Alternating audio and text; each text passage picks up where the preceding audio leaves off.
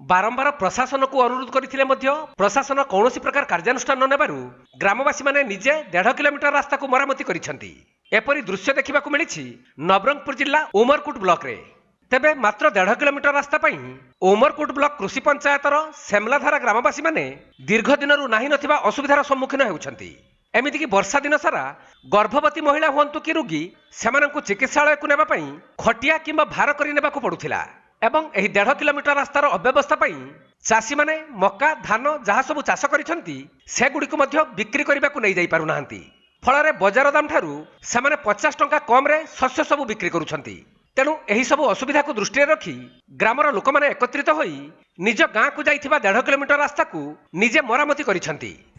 दोनों साई डालचापुर साई दुईटा साई मिसिक 35 घर अच्छी आम 35 घर लोक रास्ता बनाऊँ।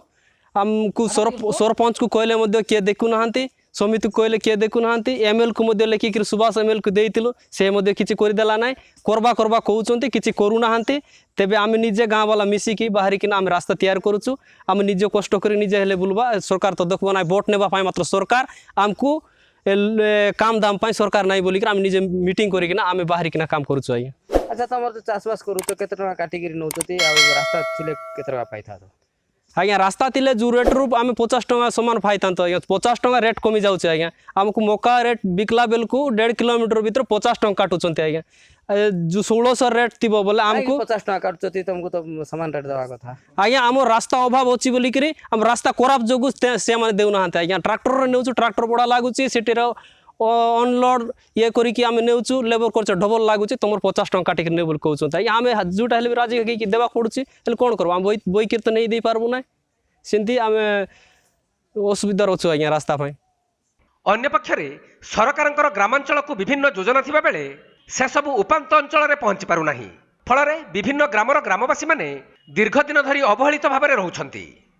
खादो बेसी आज्ञा से रास्ता मिसा बुलबाक ना एसिचे कि ऑटो डाकबू बोले ऑटो ना एबार। आज्ञा हाईटा जितकी आमर माँ भईनी मन सब आमर बाई मन मिसी करी मीटिंग करलु।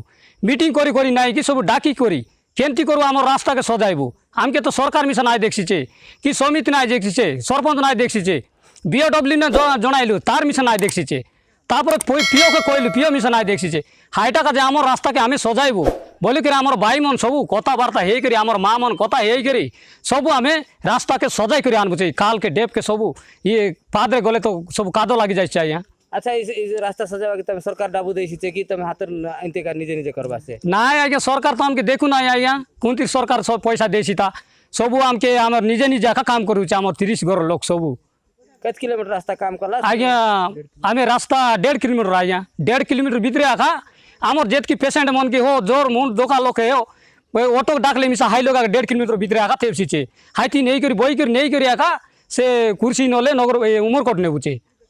नवरंगपुर जिला उमरकोट कृष्णा साहू रिपोर्ट कोणार्क लाइव।